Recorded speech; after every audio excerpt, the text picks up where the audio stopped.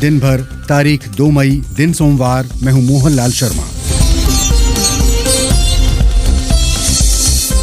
प्रधानमंत्री मोदी का जर्मनी दौरा। पीएम का जो ऑरा है वो हम सब पे इतना भारी बढ़ गया है। हम एक्चुअली बहुत ज्यादा इंस्पायर हुए हैं उनसे। भारत माता की जय। करेंगे विश्लेषण कि क्या है मोदी की इस यात्रा का मकसद। रूस के विदेश मंत्री ने कहा कि हिटलर की रगों में यहूदी खून, इस्राइल हुआ नाराज। जमानत पर रिहा जिग्नेश मेवाणी ने कहा कि उनकी गिरफ्तारी कानून के खिलाफ।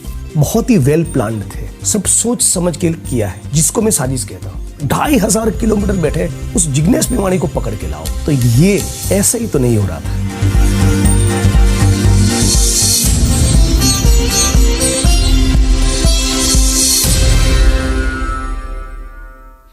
शाम के 7:30 बज चुके हैं और आप सुन रहे हैं बीबीसी हिंदी सेवा का डिजिटल कार्यक्रम दिन भर। स्वागत, अभिनंदन। फेसबुक और यूट्यूब पर सुन रहे समस्त श्रोताओं का पहले मुख्य समाचार। यूक्रेन की सेना ने दावा किया है कि उसने ब्लैक सी यानी कि काला सागर में रूस के 2 गश्ती पोस्ट ध्वस्त कर दिए हैं।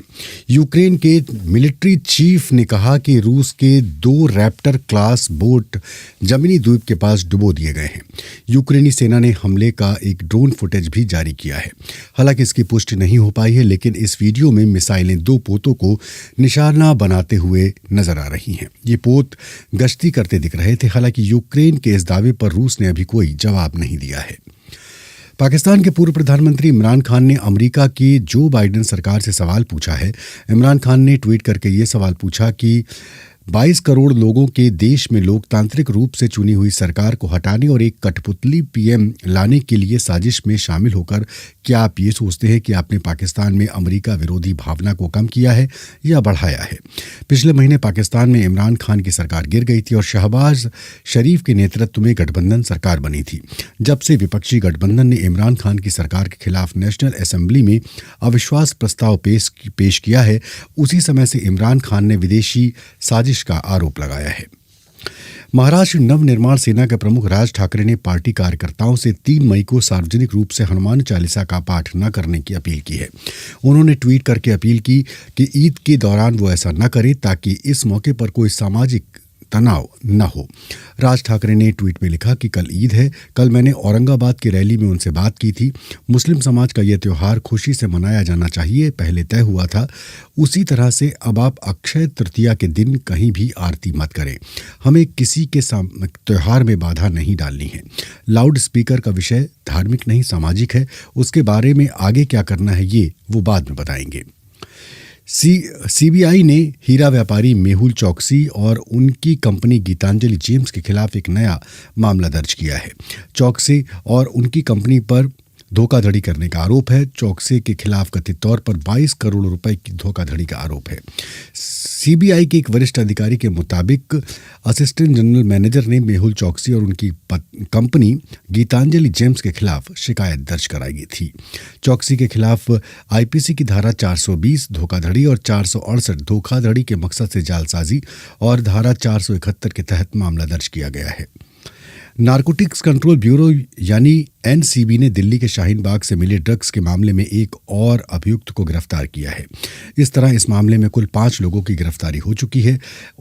एनसीबी का दावा है कि ताज़ा गिरफ्तारी का संबंध मनी लॉन्ड्रिंग से है। बीते दिनों से चर्चा में रहे सियासी रणनीतिकार प्रशांत किशोर ने अपनी भविष्य की योजनाओं को लेकर एक ट्वीट करते हुए कहा है कि अब जनता के पास जाने का समय आ गया है।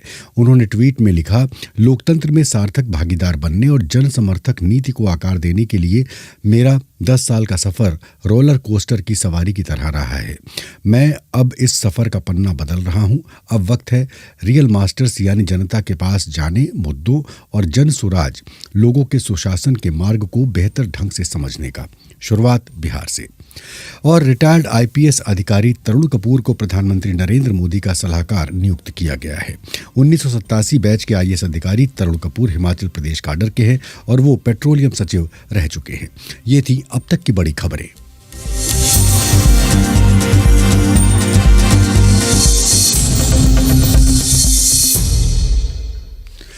और अब आज का दिन भर कार्यक्रम। प्रधानमंत्री नरेंद्र मोदी 3 यूरोपीय देशों के दौरे पर हैं और वो जर्मनी पहुंच चुके हैं।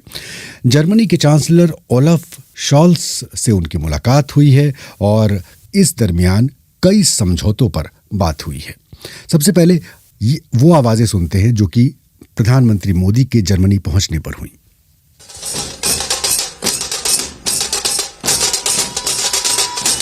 बहुत अच्छा लगा, बहुत ही ज्यादा अच्छा लगा। और पीएम का जो ऑरा है वो हम सब पे इतना भारी पड़ गया है। हम एक्चुअली बहुत ज्यादा इंस्पायर हुए हैं उनसे। बहुत खुशी हुई। कोविड की वजह से हम 2 साल इंडिया नहीं जा पाए और हमारी बहुत तमन्ना थी मोदी जी को देखने की, और वो खुद ही यहाँ आए और हमें उनके दर्शन करने को मिले। हमें बड़ी खुशी हुई। ये बहुत ही एक कभी न भूलने वाला ऐसा एक्सपीरियंस था। मैंने पहली बार ही मोदी को पर्सनली देखा है। मोदी जी ने शिवाजी महाराज की बहुत बड़ी प्रशंसा की और वो देख के मुझे बहुत अच्छा लगा।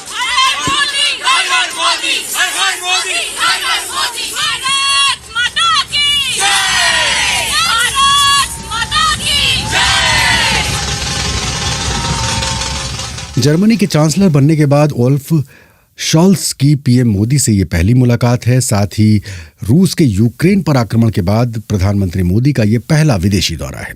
जर्मनी में इस समय 4 बज रहे हैं। सीधे कार्यक्रम में शामिल करते हैं जर्मनी से वरिष्ठ पत्रकार राम यादव जी को। इस समय कई समझौतों की बात हो रही थी और समझौते हो चुके हैं। वो बड़े समझौते कौन से हैं जो कि भारत और जर्मनी के बीच हुए हैं? ये बताना मेरे लिए अभी मुश्किल है, क्योंकि अभी मोदी जी मुश्किल से 3-3.5 घंटे पहले पहुंचे हैं और मैंने अभी तक ये नहीं सुना है कि इस बीच किन्हीं समझौतों पर हस्ताक्षर हुए हैं और किन समझौतों पर होने वाले हैं ये भी अभी तक मैं जर्मन मीडिया से कम नहीं जान पाया हूँ। अधिकतर बात यही है कि भारत में ये जो ग्रीन एनर्जी वगैरह की बातें चल रही हैं उन पर समझौते होने की संभावना ज्यादा है। और दूसरी तरफ जर्मनी का प्रयास होगा कि भारत रूस की जो कार्रवाई हो रही है यूक्रेन में उस मामले में पश्चिमी देशों का समर्थन करे। तो फिलहाल तो यही है। मतलब और भी कुछ चीजें आप मुझसे पूछ सकते हैं। जी ये बताइए राम यादव जी कि इस भारत के प्रधानमंत्री मोदी का जर्मनी दौरा क्या कहता है? मतलब मकसद क्या है इसका? देखिए, इसका मकसद तो अभी देखना पड़ेगा, लेकिन ये एक परंपरा है। ये हर 2 साल पर भारत और जर्मनी के बीच एक अंतर सरकारी मंत्री स्तरीय वार्ताएं होती हैं। तो ये इस तरह की 6ठी सरकारी वार्ता है जो असल में पिछले साल ही होनी चाहिए थी, लेकिन भारत में कोविड संकट के कारण और जर्मनी में भी उसको स्थगित करना पड़ा, तो वो अब जाकर हो रही है। और इस बीच में क्योंकि अब यूक्रेन और रूस का प्रश्न भी उसमें शामिल हो गया है, तो संभावना यही है कि जर्मनी का काफी जोर इस पर होगा कि भारत उस मामले में रूस की खुलकर आलोचना करे, क्योंकि जर्मनी और जितने भी पश्चिमी देश हैं वो यही कर रहे हैं। और उनको मानना है कि जो भी देश अपने आप को लोकतांत्रिक कहता है, और भारत क्योंकि सबसे बड़ा लोकतंत्र अपने आप को कहता है, तो भारत को लोकतांत्रिक होने के नाते अनिवार्य रूप से इन देशों के साथ होना चाहिए। ये जो यूक्रेन का संकट है और रूस के साथ जो भारत की मित्रता है, इसको देखते हुए प्रधानमंत्री मोदी का ये जो दौरा है कितना मायने रखता है? ये बहुत मायने रखता है, क्योंकि भारत पर हर तरफ से दबाव डालने की कोशिश हो रही है। इसके पहले अमेरिका की तरफ से दबाव डालने की कोशिश हुई थी, बल्कि अमेरिका ने जर्मनी पर भी काफी दबाव डाला, क्योंकि चांसलर शोल्स जो हैं ये शुरू में यूक्रेन को भारी किस्म के हथियार नहीं देना चाहते थे, भारी किस्म के टैंक वगैरह नहीं देना चाहते थे, पर अमेरिकी दबाव में आकर इनको ये मानना पड़ा है और ये जर्मनी की तरफ से यूक्रेन को 50 बहुत ही एडवांस किस्म के टैंक वगैरह दे रहे हैं। तो अमेरिका किसी हद तक जर्मनी के माध्यम से भारत पर यह दबाव डालना चाहेगा कि भारत भी कुछ न कुछ करे, जिससे ये पता चले कि भारत इन लोकतांत्रिक देशों के साथ है। इनको सबसे बड़ी आपत्ति यह है कि भारत एक ऐसे मौके पर रूस की खुलकर आलोचना नहीं कर रहा है, जबकि बाकी दुनिया एक तरह से रूस के विरुद्ध है। पर ये लोग इस बात पर ध्यान नहीं देते कि जब अतीत में हमें इनके समर्थन की जरूरत पड़ी थी तो इन्होंने हमारा कभी समर्थन नहीं किया। चाहे वो कश्मीर का प्रश्न रहा हो, चाहे वो चीन से सीमा विवाद रहा हो, चाहे बांग्लादेश का जन्म रहा हो, चाहे गोवा का भारत में विलय रहा हो, बल्कि इन देशों ने सुरक्षा परिषद में भारत के विरुद्ध वोट दिए और हमेशा रूस ने अपने वीटो के द्वारा कम से कम 100 बार कोई विश्वास नहीं करेगा, 100 बार अपने वीटो के द्वारा भारत की रक्षा की है। तो भारत के हम सभी जानते हैं कि रूस इस समय गलती कर रहा है, लेकिन रूस का हमारे ऊपर उपकार इतना अधिक है कि हम उसकी आलोचना कर नहीं सकते। और ये भारत की विदेश नीति ही ऐसी है जिसमें भारत जिस तरह की भूमिका निभा रहा है उसमें तटस्थता का रोल देख रहे हैं। जी राम यादव जी, बहुत बहुत शुक्रिया। और जब दोनों देशों के बीच कहानी आगे बढ़ेगी, यानी कि समझौते होंगे, उसके बारे में हम आपको और जानकारी देंगे। तब तक वो ये सारी जानकारी आपको bbchindi.com के पन्ने से मिलती रहेगी। इस्राइल ने रूस के विदेश मंत्री सरगई लावरोव के इस बयान पर कड़ी नाराजगी जताई है कि नाजियों के नेता हिटलर की रगों में यहूदियों का खून बहता था। इस्राइल ने साथ ही रूस से अपने विदेश मंत्री के बयान के लिए माफी मांगने के लिए कहा है। इस्राइल के विदेश मंत्री ने कहा कि सरगई लावरोव की टिप्पणी पर कड़ी फटकार के लिए रूस के राजदूत को तलब किया जाएगा। सरगई लावरोव ने रविवार को इटली के टेलीविजन चैनल को दिए गए इंटरव्यू में विवादास्पद टिप्पणी की थी। पूरा ब्यौरा सुनिए नवीन नेगी से। रेटे 4 चैनल के साथ बातचीत में सरगेई लावरोव से पूछा गया था कि रूस किस तरह से ये दावा कर सकता है कि यूक्रेन को यहूदियों के प्रभाव से मुक्त किए जाने की जरूरत है, जबकि उसके राष्ट्रपति वोलोदिमिर ज़ेलेंस्की खुद एक यहूदी हैं। समाचार एजेंसी रॉयटर्स के मुताबिक इतालवी दुभाषीय की मदद से सरगेई लावरोव ने इस सवाल के जवाब में कहा, जब वे कहते हैं कि अगर हम यहूदी हैं तो ये किस तरह का नाज़ीकरण है। मुझे लगता है कि हिटलर भी यहूदी मूल के थे, तो इस दलील का कोई मतलब नहीं है। लंबे समय से हम ये सुनते आए हैं कि समझदार यहूदी लोग ये कहते हैं कि यहूदियों के सबसे बड़े विरोधी यहूदी खुद ही हैं। समाचार एजेंसी AFP की रिपोर्ट के मुताबिक इतालवी न्यूज आउटलेट मीडिया सेट को रविवार को दिए गए इंटरव्यू में लावरोव ने दावा किया कि यूक्रेन के राष्ट्रपति वोलोदिमिर ज़ेलेंस्की ऐसी दलील दे रहे हैं कि अगर वो खुद यहूदी हैं तब वहां किस तरह का नाजीवाद आ सकता है। रूसी विदेश मंत्रालय की वेबसाइट पर लावरोव के इंटरव्यू का ट्रांसक्रिप्ट पोस्ट किया गया है, जिसमें उनके हवाले से लिखा गया है, मैं गलत हो सकता हूं, लेकिन हिटलर की रगों में भी यहूदियों का खून था। सरगेई लावरोव के इसी बयान पर इसराइल ने कड़ी आपत्ति जताई है। इसराइल ने रूस से कहा है कि वह सरगेई लावरोव के इस बयान के लिए माफी मांगे। इसराइल के विदेश मंत्री याइर लैपिड ने कहा है कि सरगेई लावरोव की टिप्पणी पर कड़ी फटकार के लिए रूस के राजदूत को तलब किया जाएगा। 24 फरवरी को यूक्रेन पर रूस के हमले के बाद से इसराइल की ये कोशिश रही है कि वो दोनों पक्षों के बीच नाजुक संतुलन बनाकर रखे, लेकिन सरगेई लावरोव की टिप्पणी के बाद इसराइल में नाराजगी का माहौल है। लैपिड ने वाईनेट न्यूज वेबसाइट से बातचीत में इस पर प्रतिक्रिया देते हुए कहा कि ये एक अपमानजनक, अक्षम्य, ऐतिहासिक गलती है और हमें उम्मीद है कि वे इसके लिए माफी मांगेंगे। याइर लैपिड ने साथ ही कहा है कि यहूदियों ने होलोकॉस्ट में खुद अपनी जान नहीं ली थी। यहूदियों के खिलाफ नस्लवाद का सबसे खराब स्तर ये है कि उन पर खुद ही यहूदियों के विरोध का इल्जाम लगा दिया जाए। होलोकॉस्ट में मारे गए 60 लाख यहूदियों की याद में बनाए गए इसराइली मेमोरियल याड वैशम के चेयरमैन डानी डेयान ने सरगेई लावरोव के बयान को नाजियों के हाथों मारे गए लोगों का अपमान करार दिया है। इसराइल के कान रेडियो से बातचीत में डानी डेयन ने कहा कि सरगेई लावरोव यहूदियों के खिलाफ कॉन्स्पिरेसी थ्योरी फैला रहे हैं जिसकी कोई बुनियाद नहीं है। उन्होंने कहा कि सरगेई लावरोव के बयान की निंदा की जानी चाहिए। इसी मार्च के आखिर में राष्ट्रपति ज़ेलेंस्की ने इस्राएली संसद में एक भाषण दिया था, जिसमें उन्होंने रूस के हमले के खिलाफ यूक्रेन का साथ देकर इस्राएल से विकल्प चुनने की अपील की थी। यूक्रेन ने इस्राएल से हथियार भी मांगे थे। इस्राएली अधिकारियों ने बताया कि यूक्रेन के राहत कर्मियों को हेलमेट और बुलेट प्रूफ जैकेट भेजे गए थे, लेकिन हाल के समय में कोई हथियार नहीं दिए गए। रूस के विदेश मंत्री ने कहा कि हिटलर की रगों में यहूदी खून और इस पर इसराइल नाराज हुआ। भारत के सुप्रीम कोर्ट ने कहा है कि किसी व्यक्ति को वैक्सीन लगवाने के लिए बाध्य नहीं किया जा सकता। अदालत ने यह भी कहा कि वो इस बात से संतुष्ट है कि मौजूदा वैक्सीन नीति को अनुचित और मनमाना नहीं कहा जा सकता। सुप्रीम कोर्ट का कहना है कि सरकार नीति बना सकती है, जनता की भलाई के लिए कुछ शर्तें लागू की जा सकती हैं। अदालत ने यह भी कहा कि कुछ राज्य सरकारों की ओर से लगाई गई शर्त सार्वजनिक स्थानों पर वैक्सीन न लेने वाले लोगों को प्रतिबंधित करने का कदम ठीक नहीं है और इसे वापस लेना चाहिए। अदालत में आज क्या कुछ हुआ, उसने क्या टिप्पणी की, पूरा ब्यौरा सुनिए हमारे सहयोगी सुचित्र मोहंती से।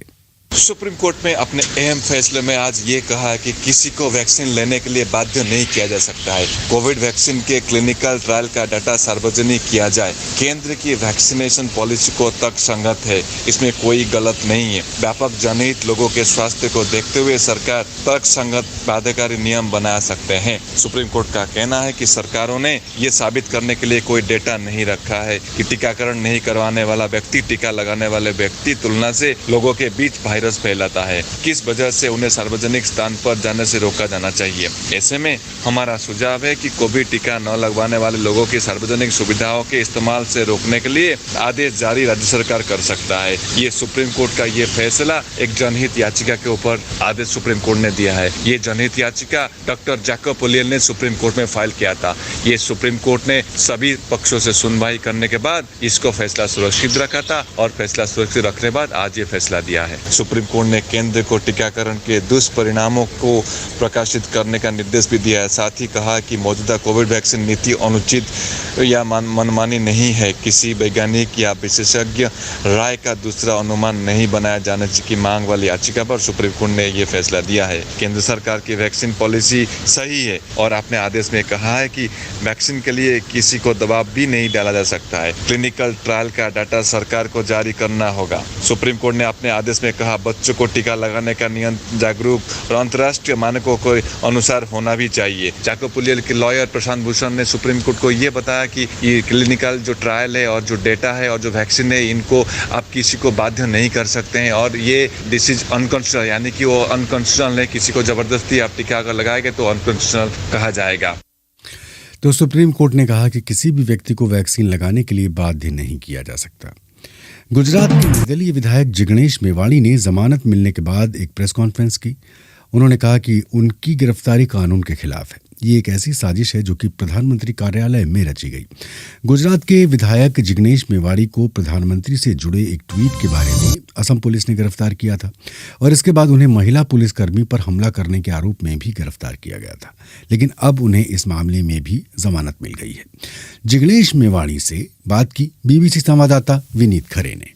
हमारे साथ जिग्नेश शामिल हैं बीबीसी स्टूडियो में। बहुत शुक्रिया जिग्नेश। Thank you. थोड़ा बताएं कि 19 की रात को आप बता रहे थे पुलिस ने आपको अरेस्ट किया, थोड़ा टर्न ऑफ इवेंट्स क्या एग्जैक्टली हुआ, किन हालात में आपको गिरफ्तार किया गया, थोड़ा बताएं हमें। सो बेसिकली मैं अहमदाबाद से अपने कॉन्स्टिट्यूंसी गया था। वहाँ कुछ मुझे शादी का फंक्शन अटेंड करना था। वहाँ कुछ लोगों को मिला, खाना बाना खाया, एक छोटा सा ग्रुप मीटिंग किया। फिर मैं कॉन्स्टिट्यूंसी के बगल में जो पालनपुर टाउन है वहाँ पर सर्किट हाउस में मैं रुकता हूँ, तो मैं वहाँ पर था और वहाँ अचानक ये असम पुलिस के लोग आए और बोला कि आपको गिरफ्तार कर रहे हैं।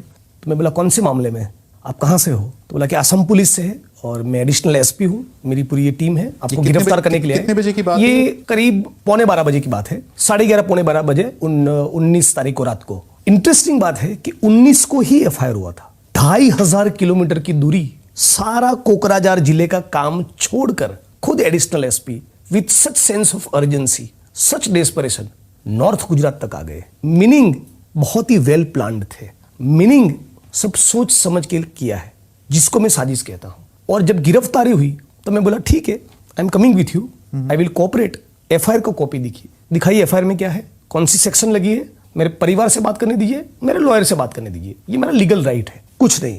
वहां से सीधा मुझे अहमदाबाद एयरपोर्ट ले गए, तब तक भी एफआईआर का कॉपी नहीं। टीम के लोगों को अहमदाबाद एयरपोर्ट पर हल्ला करना पड़ा।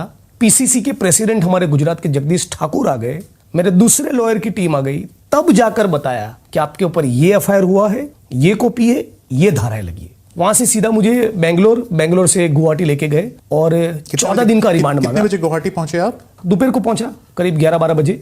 कनेक्टिंग फ्लाइट थे Ahmedabad to Bangalore and Bangalore to Guwahati, और फिर 14 दिन का रिमांड मांगा, उसमें से 3 दिन का रिमांड मिला। लेकिन जिस प्रकार का एक डेस्परेशन मैंने उनके अंदर देखा कि मानो इस पृथ्वी पर आसाम पुलिस के पास और कोई काम ही नहीं है, 2500 किलोमीटर बैठे उस जिग्नेश मेवाणी को पकड़ के लाओ, तो ये ऐसे ही तो नहीं हो रहा था। क्या वजह आसाम मानते हैं पुलिस को, आसाम की सरकार को मैं नहीं मानता हूं गुजरात के किसी एमएलए को गिरफ्तार करके अपने ज्यूरिस्डिक्शन में, अपने क्षेत्र में हल्ला करवाने का मन करे, ये तो पॉलिटिकली कोई वाइज चीज नहीं है। तो क्यों किया, किसके कहने पे किया? तो मेरा ये मानना है कि जो मैंने ट्वीट किया था मोदी जी के खिलाफ, उसको लेकर कहीं ना कहीं भाजपा ने पीएमओ से सूचना दिलवाया है, पीएमओ से इंस्ट्रक्शन गए हैं कि इसको गिरफ्तार करो, इसको मजा चखाना है, इसकी बोलती बंद करनी है, इसको गिरफ्तार करना है, इसको हैरेस करना है, ताकि बाकी के लोगों में भी मैसेज जाए कि मोदी जी के खिलाफ, भाजपा के खिलाफ कोई बोल नहीं पाएगा, बोलेगा तो भुगतेगा। ये मैसेज देना चाहते थे। ये जो आप पीएमओ को लेकर आ रहे हैं, मोदी जी को लेकर आ रहे हैं, ये मतलब किस आधार पर? क्योंकि स्पेकुलेटिव भी हो सकता है ना ये। ट्वीट उन्हीं के बारे में मैंने किया था। हाँ, स्थानीय लोग, स्थानीय अधिकारी, क्योंकि एक बीजेपी लीडर ने क्यों मन करेगा आपके खिलाफ, क्यों मन करेगा? ये कोई पब्लिक इंटरेस्ट लिटिगेशन तो है नहीं। मैंने आपको यदि आपके बारे में ट्वीट किया, आप आहत हुए, आपको लगा कि डिफेमेटरी है, तो कंप्लेनेंट तो आप बन सकते हैं, आपका कैमरामैन नहीं बन सकता, आपका सिक्योरिटी गार्ड भी नहीं बन सकता। हो सकता है कि आपके ट्वीट पर और भी लोग आहत हों। मैं प्रधानमंत्री शांति और अमन की तो नहीं हूं ना। शांति और अमन की अपील में किया। प्रधानमंत्री की काफी फॉलोइंग है, बहुत तो सारे मेरी भी पार्टी बहुत फॉलोइंग कार्यकर्ता है। हैं, तो उनसे जुड़े लोग आहत हुए हैं, उसके आधार पर उन्होंने तो आहत होना क्रिमिनल ऑफेंस नहीं बनता है ना।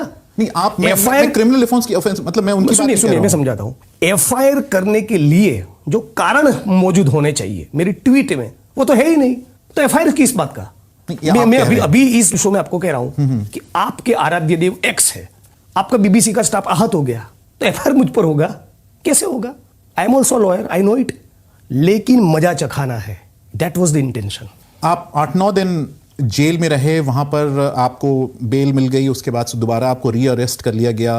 और दूसरा जो केस, दूसरा फर्जी महिला को आगे किया। 35-40 आसाम पुलिस के लोग, 5-6 गाड़ियां, राइफल लेकर बैठे हुए पुलिसकर्मी, additional SP, police inspector, PSI, इतने कांस्टेबल, रिजर्व पुलिस फोर्स के लोग, इन सब के बीच में किसी पुलिसकर्मी को मैं असोल्ट करूंगा? एग्जैक्टली। तो आपका वर्जन क्या है? एग्जैक्टली क्या हुआ? कंप्लीटली फ्रिवलस है, ऐसा कोई चीज ही हुआ नहीं है। जिस मोहतरमा ने मेरे खिलाफ कंप्लेन किया है, उसके साथ मेरा हाई भी नहीं हुआ है, और अभी मुझे जिस बेल ऑर्डर के तहत मुझे जमानत पे रिहा किया गया, वो बेल ऑर्डर में सब कुछ लिखा हुआ है। इतना जबरदस्त रिमार्क्स किया है कि एक प्रकार से उस बेल ऑर्डर को पढ़े तो उस बेल ऑर्डर से ही पता चल जाता है कि आसाम पुलिस का किसी के कहने पर किया गया एक प्रकार का कॉन्स्पिरेसी है। कोर्ट ने बोल दिया FIR is not maintainable in law, ये तो टिक ही नहीं सकता। एफआईआर ने, कोर्ट ने यहां तक कह दिया कि ये फ्रिवलस एफआईआर है, फर्जीवाड़ा हुआ है, तो मेरे खिलाफ ये क्यों हो रहा है? जिग्नेश मेवाड़ी से बात कर रहे थे बीबीसी संवाददाता विनीत खरे। भारत में जैसे जैसे गर्मी रिकॉर्ड तोड़ रही है, वैसे वैसे बिजली संकट भी गहरा रहा है। गर्मी के चलते इन दिनों आजकल बिजली की खपत काफ़ी बढ़ी हुई है। भारत में बिजली संकट का आरोप लगाते हुए एक बार फिर से कांग्रेस सांसद राहुल गांधी ने प्रधानमंत्री मोदी पर निशाना साधा। उन्होंने ट्वीट किया कि बिजली संकट, नौकरी संकट, किसान संकट, महंगाई संकट, ये सारी चीज़ें हैं। उन्होंने ट्वीट किया कि प्रधानमंत्री मोदी का 8 साल का कुशासन एक केस स्टडी है। दिल्ली सरकार ने तो कोयले की कमी का दावा किया था, हालांकि एनटीपीसी ने इस दावे को खारिज कर दिया। लेकिन फिलहाल बात यह है कि बिजली का संकट है और कोयले की उपलब्धता पर सवाल है। कोयले की उपलब्धता को लेकर कितनी संकट की स्थिति है, हमारे साथी अंजुम शर्मा ने बात की निवित यादव से, जो कि centre for science and environment में प्रोग्राम डायरेक्टर हैं और ऊर्जा संबंधी विषयों के जानकार हैं। निवित साहब, ये बताइए कि 16 राज्यों में रिपोर्ट आई है कि 2 से 10 घंटों की बिजली कटौती हो रही है और कोयला इसका सबसे बड़ा कारण है। कोयले की शॉर्टेज हो रही है। ये शॉर्टेज हमको पता नहीं था, ये अचानक से हो गई? एक आपको बैकग्राउंड देना चाहते हैं। कुछ दिन पहले पूरे हिंदुस्तान को हीट वेव्स की खबरें आ रही थी। हीट वेव्स कुछ नहीं, बस because of climate change temperature rise हो रहा है। हम लोग ने कितने गर्म दिन अप्रैल में देखे, तो क्वेश्चन है क्या हम इसके लिए प्रिपेयर थे? आंसर है नहीं। दूसरा है हमारा रशिया यूक्रेन वॉर, जिसके कारण जो thermal power plant coastal area में थे, पहले वो 5,000-6,000 टन पे कोयला मिल रहा था, अब उनको 20,000 पे मिल रहा है। तो उन्होंने इम्पोर्टेड कोल बंद करके इंडियन कोल यूज करना शुरू कर दिया है। नेक्स्ट आपका आ रहा है poor inventory. Thermal power plant को 21 से 26 दिन की इन्वेंट्री करनी चाहिए थी, लेकिन वो लोग 1-2 दिन, 1 हफ्ते की भी इन्वेंट्री नहीं करते हैं। जो कोल रैक्स हैं वो सफिशिएंटली अवेलेबल नहीं है। कोस्टल प्लांट में जो थर्मल पावर प्लांट है उतनी दूर कोल रैक्स जा रहे हैं, जब वो जा रहे हैं तो उतना ही टाइम उनको वापस आने में लग रहा है। इसलिए जो इन्वेंट्री पहले ये 6 से 7 दिन की रखते थे, अब वो घट के 1 से 2 दिन आ गया। रीजन बड़ा सिंपल है, पावर डिमांड बढ़ गया है, जनरेशन बढ़ गया है, उसको मीट करने के लिए ज्यादा कोयला चल रहा है, इसलिए इनकी इन्वेंट्री भी कम होती जा रही है। अचानक कोल की डिमांड बढ़ गई तो क्या हुआ, लॉजिस्टिकल इशू।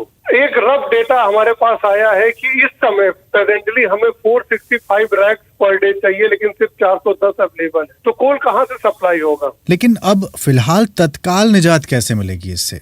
नहीं, ये तो बड़ा डिफिकल्ट सवाल आपने पूछा है। कुछ स्ट्रिक्ट एक्शन लेने पड़ेंगे।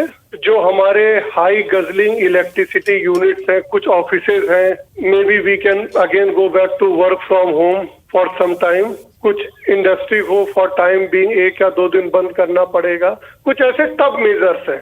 2020 में हमारा per month electricity demand 110 billion unit था। 2021 में ये 120 बिलियन यूनिट हो गया। 2022 में ये 1130 बिलियन यूनिट हो रहा है। क्लाइमेट चेंज और एडेप्टेशन के लिए हम लोग को तैयार होना है। कैसे हम रहते हैं, कैसे हम अपनी बिल्डिंग बनाते हैं, कैसे हम ट्रैवल करते हैं, जिस तरह हम जीते आए हैं बचपन से अब तक, अब उस तरीके से हम आने वाले 10-20 साल में नहीं रहेंगे। और रिन्यूएबल एनर्जी का क्या, लगातार प्रधानमंत्री से लेकर और दुनिया का जो फोकस है रिन्यूएबल एनर्जी पे, क्या हम बढ़ रहे हैं उस ओर? देखिए, इस साल का तो फिगर आ गया है कि हम लोग शायद मीट नहीं करेंगे, 22 से 30% कुछ फिगर है, लेकिन इस तरह की जो प्रॉब्लम हर 6 महीने पे आ रही है, एक हमें सिग्नल दे रहा है वर्स के लिए हमें प्रिपेयर रहना चाहिए। अगर उस वर्स का हमें सामना अच्छे तरीके से करना है, ऐसे स्टेप्स लेने हैं कि रिन्यूएबल का जो हमने 500 गीगावाट का टारगेट 2030 तक फिक्स रखा है, 2030 को हमें 2026, 27, 28 करने की जरूरत है। हमारी डिपेंडेंसी कोल से कम करने का टाइम आ गया है। ये एक लोगों का मूवमेंट होना है, जिसमें लोगों के साथ हमें इंडस्ट्री को भी इन्वॉल्व करना है। ये खाली सरकार अकेले नहीं कर सकती। निवित यादव बता रहे थे कि एनर्जी संकट क्यों है और इसकी मतलब इस पर हम क्या कर सकते हैं। बात कार्यक्रम में करेंगे खेल की दुनिया की। इस समय एक खेलो इंडिया का एक आयोजन चल रहा है, जिसमें यूनिवर्सिटी लेवल पर खेलने वाले खिलाड़ियों का चयन किया जा रहा है इंटरनेशनल खेलों के लिए। कार्यक्रम में शामिल करते हैं आदेश गुप्त को, जो कि इस समय बेंगलोर में मौजूद हैं। आदेश, पहले तो हमें ये बताइए कि कैसे खिलाड़ियों का प्रदर्शन है और कैसे उनका चयन किया गया है। जी देखिए मोहनलाल जी, आपको ये जानकर बहुत आश्चर्य होगा कि इस बार खेलो इंडिया यूनिवर्सिटी गेम्स में 190 से ज्यादा यूनिवर्सिटी के खिलाड़ी शामिल हैं और इनकी संख्या लगभग 5000 है। और बहुत सी यूनिवर्सिटीज ने बहुत ही दमदार प्रदर्शन किया है। निशानेबाजी में बहुत अच्छे शूटर निकलकर सामने आए हैं। आज अनीश भानवाला, जिनके खाते में 10 से ज्यादा पदक हैं, उन्हें बहुत ही कड़ी चुनौती मिली और अनीश भानवाला ने दिल्ली में आयोजित हुए ISS वर्ल्ड कप में भी पदक जीता था, लेकिन एक अनजान से खिलाड़ी ने आज उन्हें 25 मीटर पिस्टल रैपिड फायर में हरा दिया। तो ये बताता है कि यूनिवर्सिटी में जो सुविधाएं हैं अब उनका स्तर काफी बढ़ गया है। और यहाँ जैन यूनिवर्सिटी, जो कि बेसबान भी है खेलों की, 17 से ज्यादा गोल्ड मेडल उसने जीते हैं। लवली प्रोफेशनल यूनिवर्सिटी है पंजाब की, उनके खिलाड़ियों ने 13 पदक जीते हैं, वो भी स्वर्ण पदक। और पंजाब यूनिवर्सिटी चंडीगढ़, उसके खिलाड़ी भी 12 से ज्यादा स्वर्ण पदक जीत चुके हैं। और इस बार लगभग 19 खेल यहाँ पर शामिल थे और मोहनलाल जी, योगा और मलखम्ब जैसे खेल को यहाँ पहली बार शामिल किया गया है। और बाकी तो जाने पहचाने खेल हैं, निशानेबाजी, एथलेटिक्स, मुक्केबाजी, तलवारबाजी, जूडो, तैराकी, weight lifting, badminton, basketball, football, hockey. तो बहुत ही युवा खिलाड़ी। एक चीज बताइए कि यूनिवर्सिटी स्तर के जो खेल हैं, ये कितने इम्पोर्टेंट हैं देश के खेल ढांचे के लिए? जी देखिए, मनु भाकर और सौरभ चौधरी जैसे खिलाड़ी जो अंतर्राष्ट्रीय स्तर पर धूम मचा रहे हैं और ओलंपिक्स में भी शामिल थे, वो इन्हीं खेलों के माध्यम से निकले हैं, क्योंकि दूसरी बार इनका आयोजन किया जा रहा है। और मोहनलाल जी, सबसे बड़ी बात यह है कि जो खिलाड़ी यहाँ पर मेडल जीतेंगे वो इसी साल चीन में होने वाले वर्ल्ड यूनिवर्सिटी गेम्स में ऑटोमेटिकली सेलेक्ट होंगे, भारत का प्रतिनिधित्व करेंगे और यहाँ से फिर युवा खिलाड़ी अंतर्राष्ट्रीय मंच के लिए तैयार होंगे। इसलिए इन खेलों का महत्व बहुत ज्यादा है।